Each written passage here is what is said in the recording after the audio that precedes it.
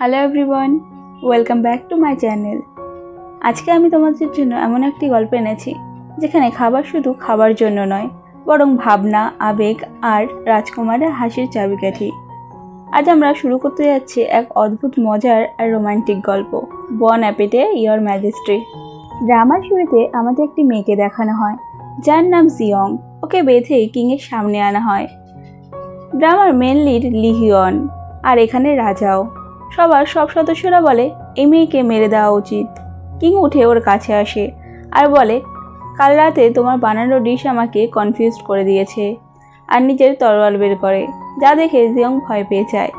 But king okay royal কিচেনের head chef বানিয়ে দেয় আর বলে, আজ থেকে প্রতিদিন তুমি আমার জন্য খাবার বানাবে, আর যদি ডিশ রিপিট হয় বা আমার খাবার পছন্দ না হয় তাহলে তখনই তোমাকে মেরে ফেলা হবে।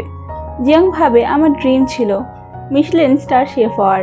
কিং জিজ্ঞেস করে, রয়্যাল কুক হতে চাও নাকি মরতে চাও, আর ওর দড়ি কেটে দেয়।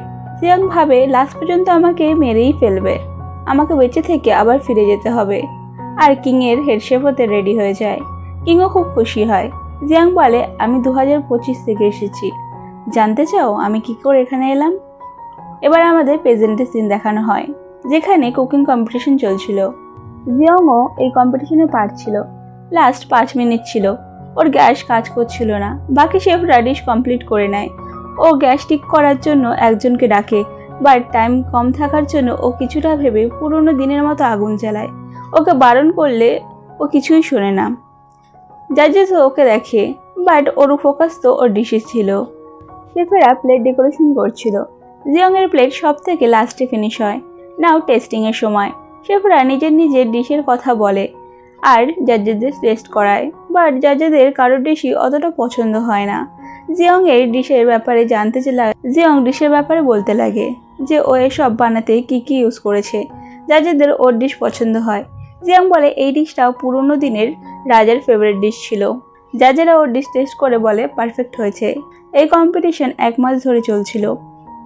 উইনারকে 1 লাখ আর একটা বড় রেস্টুরেন্টের শেফ হিসাবে জব দেওয়া হবে। আর উইনার হলো আমাদের ড্রামার মেন লিড জিয়ং। ট্রফি আর চেক পেয়ে জিয়ং অনেক খুশি হয়। নেক্সট ডে ওর ড্যাডকে কল করে, ওর নিজের জেতার কথা বলে, অ্যান্ড ও এখন ওর ড্যাডের কাছে ফিরে যাবে। ওর ড্যাড বলে, আজ সূর্যগ্রহণ। জিয়ং বলে, আমি সেটা প্লেনে বসে দেখব। ওর ড্যাড বলে, আমার প্রফেসর তোমাকে সোশ্যাল হিস্ট্রির একটা বই পাঠাবে, তুমি সেই বইটা আমার জন্য নিয়ে আসবে। বই রিসিভ করার পর ওকে প্লেনে দেখানো হয় খাবার আর ব্রেড দেখেও বলে, এটা আমি পরে খাবো। পাইলট প্যাসেঞ্জারদের সূর্যগ্রহণ দেখার কথা বলে। জিয়ং দেখতে লাগে। তখন একটা প্যাসেঞ্জারের কারণে ওর উপর ডিংস পড়ে যায়। দেখে ওর ড্যাডের বইটা পুরো ভিজে গেছে, তাই ও সঙ্গে সঙ্গে ওয়াশরুমে যায়। বই দেখে বলে, এটা তো অ্যান্টিক বই, এখন আমি কি করব? ও বইটাকে জল দিয়ে ক্লিন করে অ্যান্ড বই খুলে দেখে আর বলে, এটা তো কোনো রেসিপি বুক। লাস্ট পেজে লেখা ছিল, আমার প্রিয়তমা, যখন তুমি এই বইটি পড়বে তখন কি তুমি আমার কাছে আসতে পারবে? সূর্যগ্রহণ পুরো গ্রাস হয়। তখন লাইট খারাপ হয়ে যায়, সব কিছু নড়তে লাগে। ও হেল্পের জন্য কাউকে ডাকে, বাট কেউ ওর কথা শুনতে পায় না। তখন একটা জোর ধাক্কা লাগে, বইটা শাইন করে। জিয়ং বইটাকে দেখছিল। সেই সময় ও বইয়ের ভেতর চলে যায়। ওকে হাওয়ায় ট্রাভেল করতে দেখানো হয়। জঙ্গলে পড়তেই ও একটা জালে আটকে অজ্ঞান হয়ে যায়। ছোসন ডাইনেস্টির কিং লিহিয়নকে দেখানো হয়, যে নিজের মাকে মনে করে। ছোটবেলায় ও নিজের মাকে কাঁদতে দেখে। লিহিয়নকে রাত হওয়ার আগে রাজপ্রাসাদে ফিরে যেতে বলা হয়, বাট ও ফিরে যায় না আর জিজ্ঞেস করে মেন সেক্রেটারি সংজে কোথায় এবং কেন গেছে। সে উত্তর দেয়, উনি গভর্নর অফিসে গেছে। তো লিহিয়ংও সেখানে যাওয়ার কথা বলে। লিহিয়ংকে সূর্যগ্রহণের দিন শিকার করতে বারণ করা হয়, বাট ও কারো কথা শোনে না। এমনটা বলা হয় যে সূর্যগ্রহণের দিন শিকার করলে ডাইনি চলে আসে। কিং বলে, আমি এইসব বিশ্বাস করি না। এদিকে জ্ঞান ফেরার পর জিয়ং নিজেকে জঙ্গলে দেখে আর বলে, আমি এই জালের মধ্যে কি করছি? ও হেল্পের জন্য চিল্লায়। ওর ফোনেও সিগন্যাল ছিল না। তারপর বলে, আমি তো প্লেনে ছিলাম, এখানে কি করে এলাম? একটা শিয়ালকে রেখে কিং ওর পেছনে একাই জঙ্গলের ভেতর চলে যায়। জিয়ং বলে, আমি এখন কোন দেশে আছি? তখনই একটা তীর ওর পাশ থেকে চলে যায়। আরেকটা তীর লেগে ওর জাল খুলে যায়। ও শক্ত হয়ে তীর চালাতে বারণ করে আর সামনে থেকে আসা লিহিয়ংকে দেখে। ও জিজ্ঞেস করে তুমি কে, আর ওর জামা কাপড় দেখে ভাবতে লাগে কোনো তো গন্ডগোল নিশ্চয়ই আছে। লিহং তীর বের করলে জিহন পালাতে লাগে। লিহংও ওর পিছনে যায়। জিয়ং ওকে পিছু করতে বারণ করে, বাট লিহং ওর কোনো কথাই শোনে না। সামনে রাস্তা শেষ হলে জিয়ং দাঁড়িয়ে পড়ে। সূর্যগ্রহণ শেষ হলে চারিদিক আবার আলো হয়ে যায়। জিয়ং বলে, এটা কোরিয়া, আর তুমি আমার উপর তীর কেন চালাচ্ছ? লিহং ভাবে এর চুল আর পোশাক সব অদ্ভুত, আর ওর হাতে এটা কি? জিয়ং জিজ্ঞেস করে, তুমি কে? তুমি কি পাগল যে আমার উপর তীর চালাচ্ছ? লিহিয়ং আবার তীর বের করলে জিয়ং ভয় পেয়ে যায় আর বলে, এটা দেখছো, এতে 1000 ভোল্টের কারেন্ট লাগে। লিহিয়ং ওকে দেখে আর ভাবে এ কি ডাইনি যার ব্যাপারে সবাই বলে, আর ওকে জিজ্ঞেস করে, তুমি মানুষ নাকি ডাইনি? ও বলে, আমি একটা মানুষ। আর ও আবার ওর দিকে তীর তাক করলে বলে, আমি একজন শেফ। জিয়ং বলে, তোমার কি আমাকে দেখে ভিখারি মনে হয়?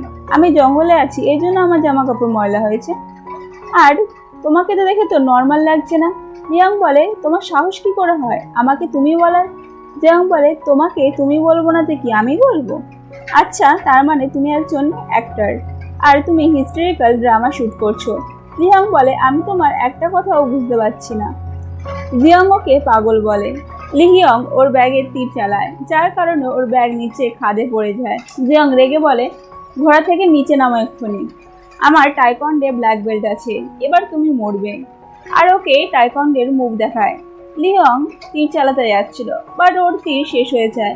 জিয়ং খুশি হয়ে বলে, আমি তোমার নামে পুলিশে কমপ্লেন করব, তোমাকে জেলে পাঠাবো, আর তোমার ওপর মার্ডারের কেস ফাইল করব। আমার আঙ্কেল একজন লয়ার। লিহং ঘোড়া থেকে নেমে নিজের তরোয়াল বের করে। জিয়ং বলে, তোমার কাছে তরোয়ালও আছে? ওকে নিজের কাছে আসতে বারণ করে আর ওর তরোয়ালে কারেন্ট লাগায়। লিহং সেটাকেও খাদে ফেলে দেয়। জিয়ং বলে, এটা জাস্ট একটা স্বপ্ন, প্লিজ গড আমাকে এই স্বপ্ন থেকে জাগিয়ে দাও, আমি একটা ভালো মানুষ হয়ে দেখাবো। লিহং ওকে মারতেই যাচ্ছিল, বাট তখনই অন্য কোথা থেকে একটা তীর এসে লিহং এর উপর অ্যাটাক করে। ও বুঝে যায় এটা ওর শত্রুদের কাজ। ও জ্ঞান হারিয়ে জিয়ং এর উপর পড়ে যায় আর দুজন একসাথে খাদে পড়ে যায়, যেখানে নিচে জল ছিল। জিয়ং এর ব্যাগে একটা ডালে আটকে ছিল। অন্যদিকে দেখি মেন সেক্রেটারি সংচে আর ওর বাবাকে, দুজন কাউকে রাস্তা থেকে সরানোর কথা বলতে বলতে যাচ্ছিল। জিয়ং এর জ্ঞান ফিরে লিহংকে দেখে ভয় পেয়ে যায়। ওর মনে পড়ে দুজনে একসাথে পড়েছিল, বলে একে তো আসল তীর দিয়ে মারা হয়েছে, আর হেল্পের জন্য চিল্লাতে লাগে। আশেপাশে কেউ থাকে না। ও ওকে ওঠানোর চেষ্টা করে, ও না উঠলে ওর রক্ত দেখে সেটা বন্ধ করার চেষ্টা করে। ওর কাছে ক্রিমও ছিল আর বলে, আমি পেশেন্টকে এভাবে মরতে দিতে পারি না। অ্যাম্বুলেন্স ডাকার জন্য ওর ফোন খুঁজতে লাগে, বাট ওর ফোন তো ব্যাগের মধ্যে ছিল, তাই ও লিহিয়নের পকেটে ফোন খুঁজতে লাগে। লিহিয়ন চাকু বের করে বলে, তুমি কি এটা খুঁজছো? আর ওর জ্ঞানও ফিরে আসে। আর এর সাথেই এপিসোড 1 শেষ হয়ে যায়।